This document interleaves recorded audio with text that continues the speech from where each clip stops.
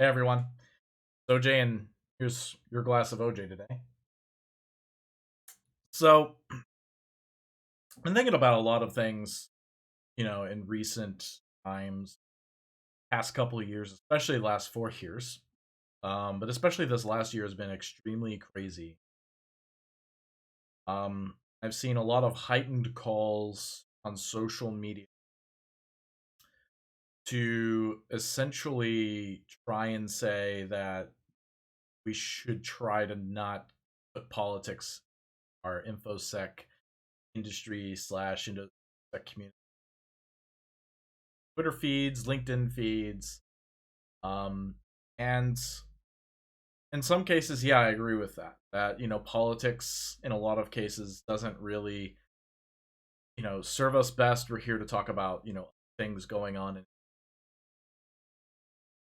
we're here to serve the community at large, regardless of what politics you actually believe in. Um, However, I believe there is a difference between values and politics. If one's politics would be influenced or informed by your values. Values are these virtues or things that you believe so hard about yourself, humanity, this world. Um, those are like your bedrock things. Um, for some people in their so-called politics, it really shows that their values are really what is objectionable, not their politics. Yes, their politics are horrendous because their values are objective. And what I'm talking about is um, anybody who is in politics um, trying to stop trans people from serving in the military, or trying to stop, people from marrying who they want. That's that past decade that has been like one of the big battles in social democracy here is to try and get people rights that they should have had all along. Um, I mean, it's been going on for decades, but in the last 10 years, on the LGBTQ side, we've really seen a lot of progress, but it's still always at threat because there are people who their values inform their politics such that they want to make policy decisions that would harm lesbians, gays, trans folks, non binary, asexual, all different kinds of people who are not of the cis hetero normalcy and that power structure there. We say all these words, these buzzwords like power structure, privilege, to kind of highlight not things that are wrong, but just to classify things for what they are. You are a cis hetero white male in America. You have been afforded far more opportunities and have been kept from actions and policies, been kept safe from those policies that advantage everybody else who is cis hetero, a white male. Abled in there too, because disabled people obviously have had their own challenges handed to them by the society at large, and so they've had to overcome those adversities that are not natural to being disabled, that are not natural to being black, that are not natural to being gay, they're not natural to being transgendered. They're not natural challenges. There are challenges humans have put in place on themselves.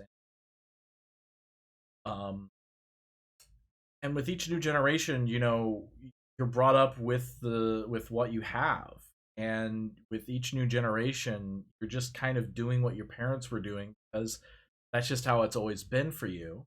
And so a lot of things go unquestioned, but every generation and every decade we are challenging more and more and more, what it means to be a productive member of society, what it means to be valuable in the workplace, what it means to a lot of different things, what it means to love. Can I be a gay person, can I be a trans person and uh love somebody as well, or can I go use the bathroom? Come on, folks. Can I use the bathroom? I mean, that's a basic question that should all not be not that shouldn't be political. There should be no reason that's a political question. But because some people have values that go contrary to the betterment of society, in my um, that ends up informing their politics. And so far now, it sounds like a very political glass of OJ here. Let's have another drink because um, but this glass of OJ here today is actually to highlight that InfoSec is political. Also, um, our jobs are to protect our companies, public, our customers, clients, neighbors, communities. We are protecting all of those folks against a lot of threats. And some of these threats are not as serious as others, but ransomware attacks, identity theft, we can go on and on with the lists. Just simply denial of service to medical services, essentially life-threatening threat. Threatening threat. There you go. But it's very life-threatening, and we're protecting against those things day in, day out. And the adversaries we're protecting against are folks like hacktivists who they're political. And so, yes, in some way, we are taking a political stance, when, we're defending, a bank or a chemical company or public infrastructure or, whatever have you.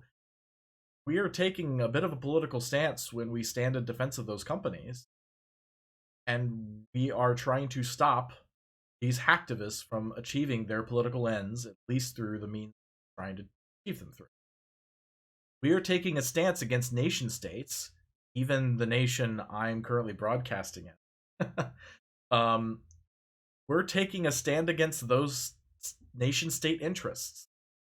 That is as political as it gets, folks.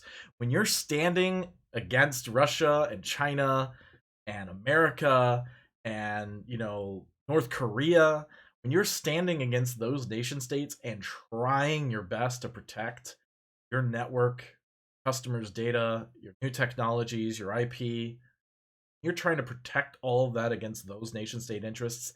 That is as political as it gets, folks.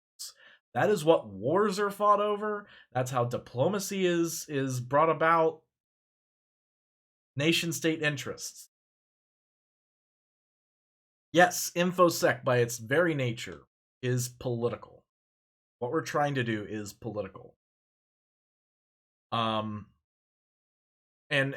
further, for those who subscribe more to the hacker community of InfoSec, the counterculturalism we agree with and we kind of were drawn toward is at its very nature political.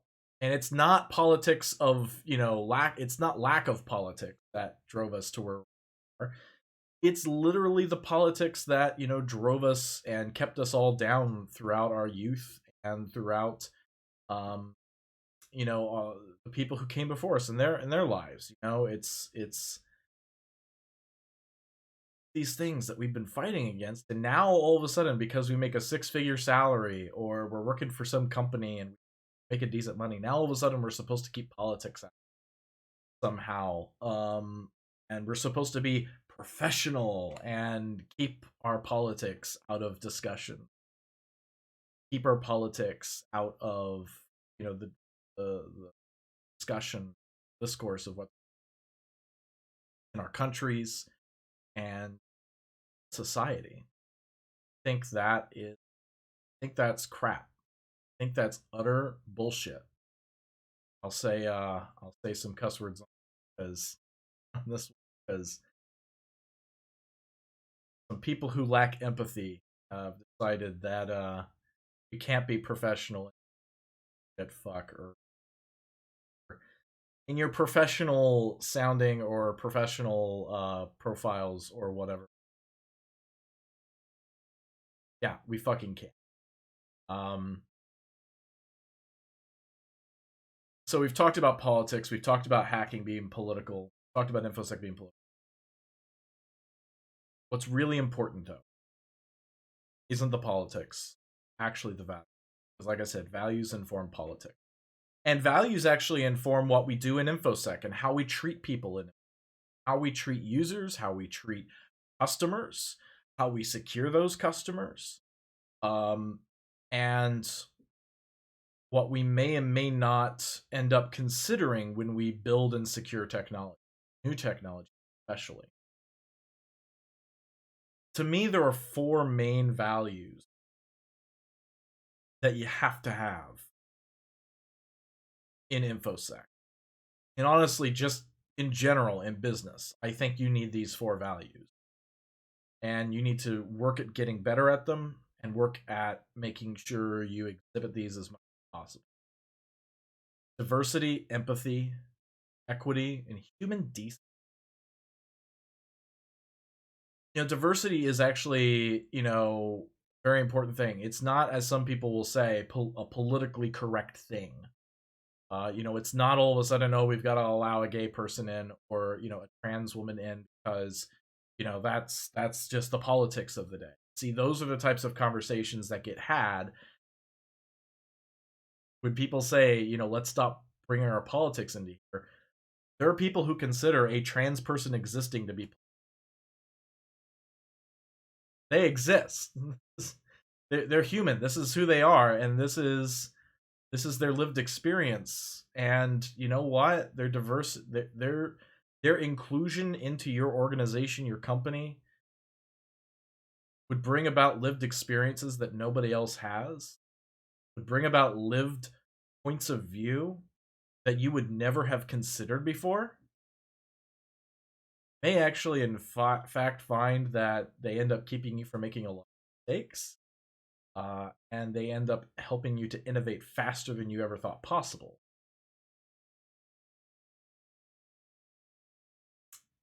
Case in point, we take a look at image recognition and facial recognition technologies.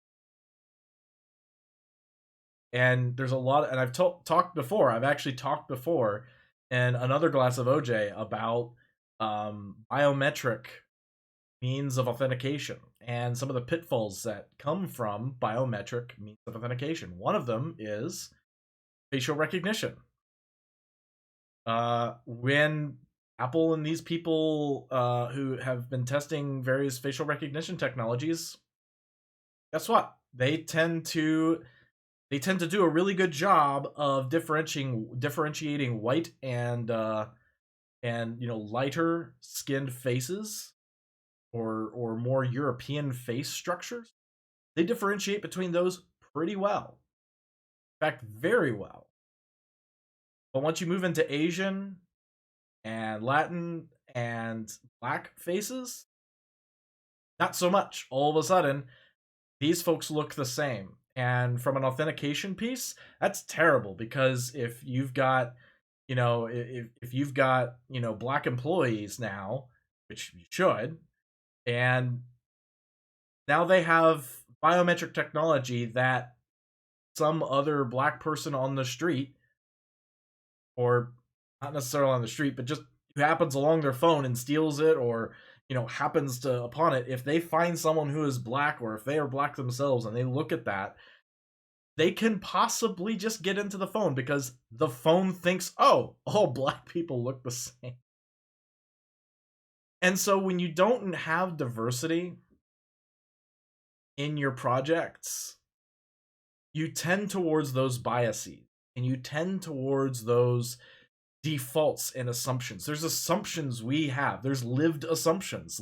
There's lived experience, lived points of view. There are lived assumptions about how society works and how things should be. And when you bring more people in and you expand the tent, you start getting a bigger picture of how things really should be to include all of us. Now, on the flip side, going away from authentication to surveillance, when police try to, match facial recognition with, a known list of criminals or other people, they may end up IDing you as someone completely different. And I've seen some videos where even just the cop having a picture on their phone, the cop has a picture on their phone of who they're looking for, and they're black, and they go up to this guy's driveway, and they talk to this guy and call him by a name that's not his name. Got his kid there, and his wife is in the house still, or about to come out. They're going to arrest him because they believe he's someone he is not. And when one of the officers approaches the woman and says, "Yes, we have his photo right here," and she goes and says, "Bullshit, that's not him. How the hell do you think that's him?" And when you see the photo and you actually see the person that they're looking at, they're nowhere near the same. But somehow this white officer believes and sees these as the same.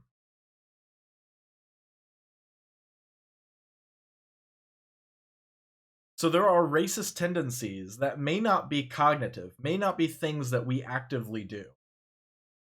There are subconscious or tendencies that we have, or assumptions that our brains have been used to, that tend to be racist or transphobic or homophobic or ableist.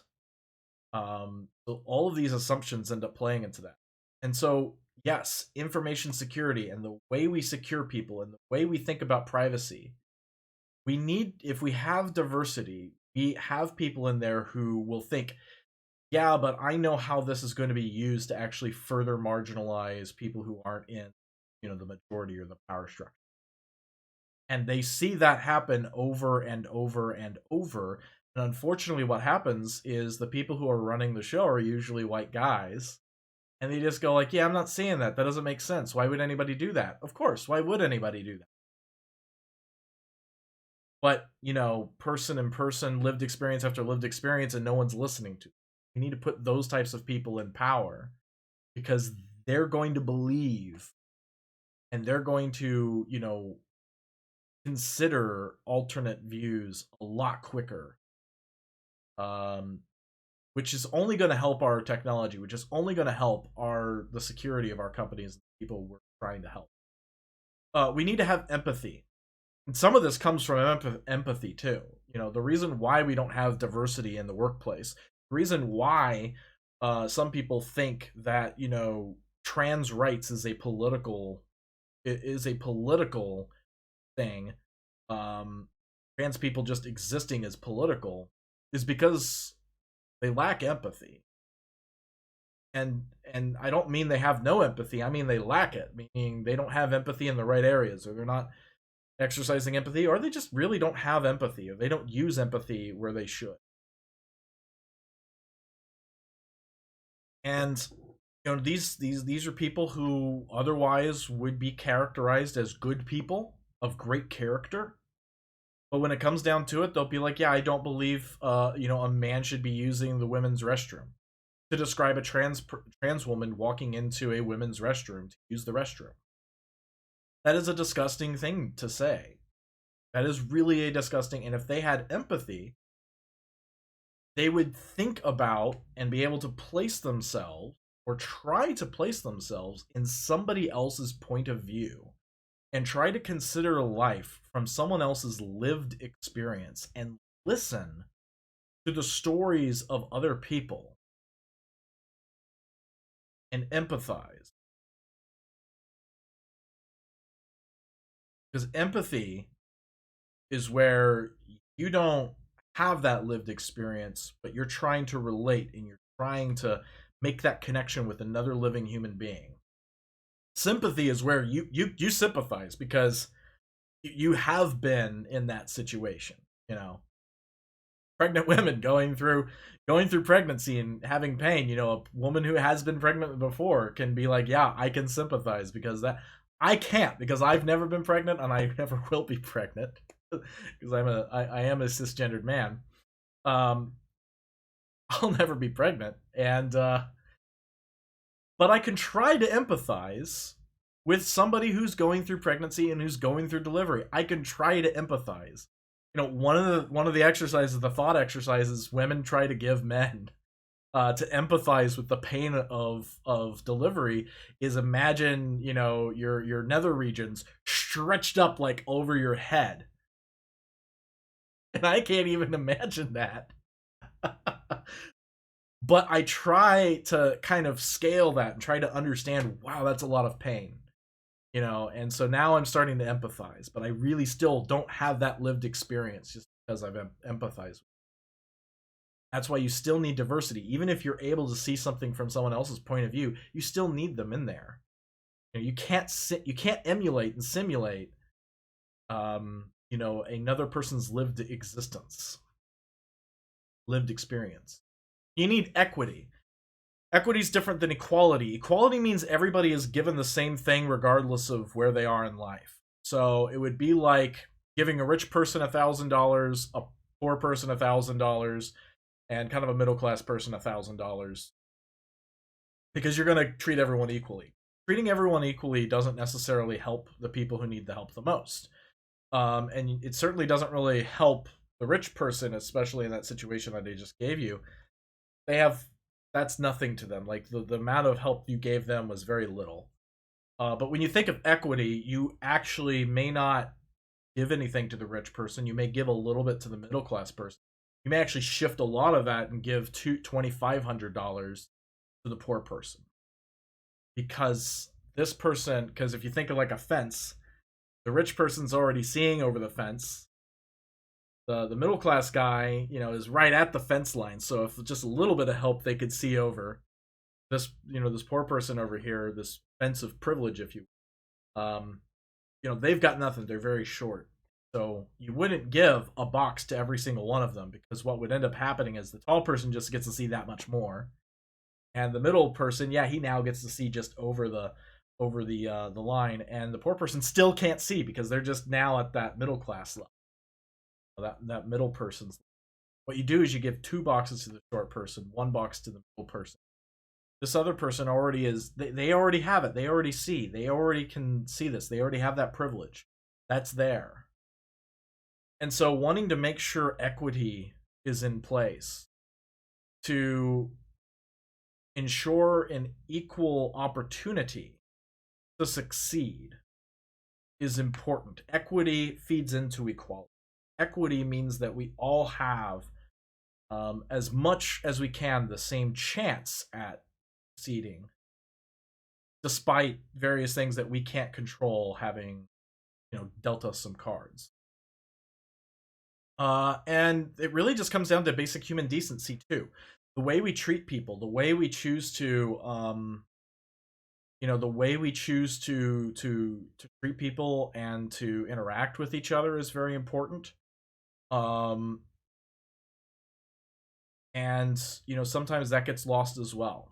You have a serial harasser who goes after, women, non-binary people, and trans people in the community, in the InfoSec community.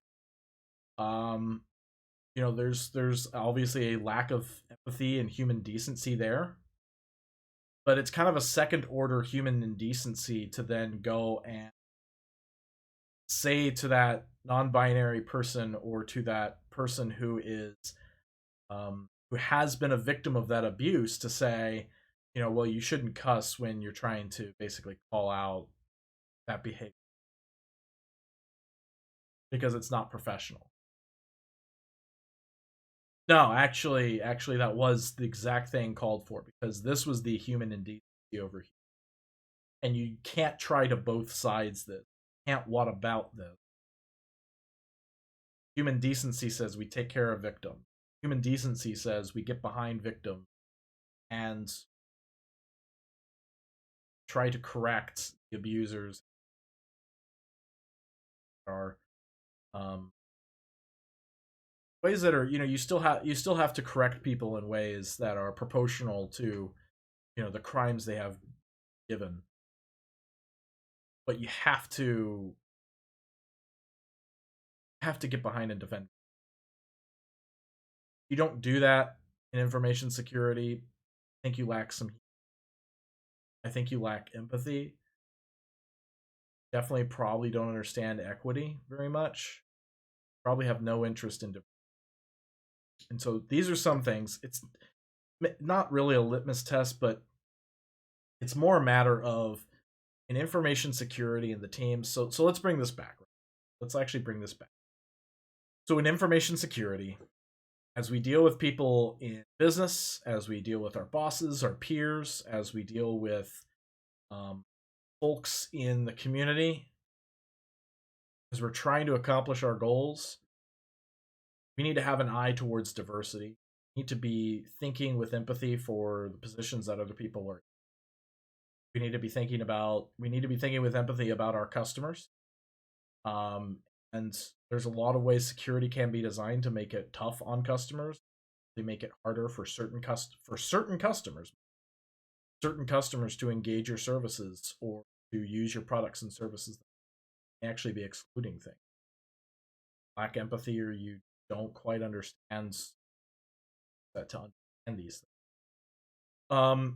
And so that's very important in information security as we're trying to go through help each other.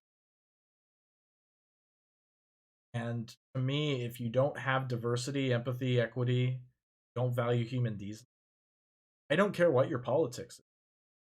I don't want to do business with you. I don't want to be friends with you. I don't want to show up at a conference and have a drink with you. No, I don't want to speak at your conference if these aren't your values. That's important because in order to make the community better, in order to make society better, we have to make these standards for tolerance. And for those who don't want to be tolerant, we can't tolerate that. That's the funny paradox of tolerance.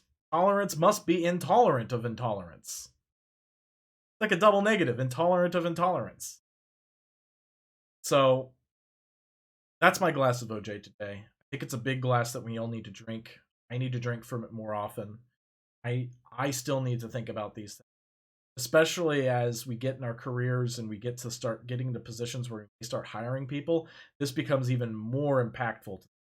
This is more important to actually have these skills as a worker, because as you get up and you get into directors, CISOs, managers of research programs or whatever, you need to be thinking about the impacts of your work, and you need to also be thinking about bringing on uh, more minds that are diverse, different than you, lived experiences that are different than you.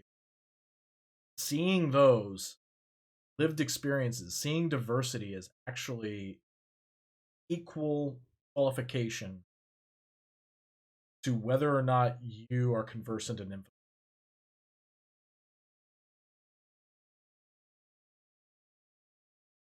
We can teach anybody to do a port scan. We can teach anybody to analyze packets. We can teach anybody to discover a 0-day. We can teach anybody that. That's the reality. When it comes down to it, you self-studied and you figured that out on your own. Really cool, awesome, good for you. But we can teach anybody that who wants to learn. You are replaceable. White males are replaceable. They're replaceable by a lot. What cannot be replaced, though, is diversity. Cannot replace a black voice with a outcome and get the same message. Can't. You just can't do that.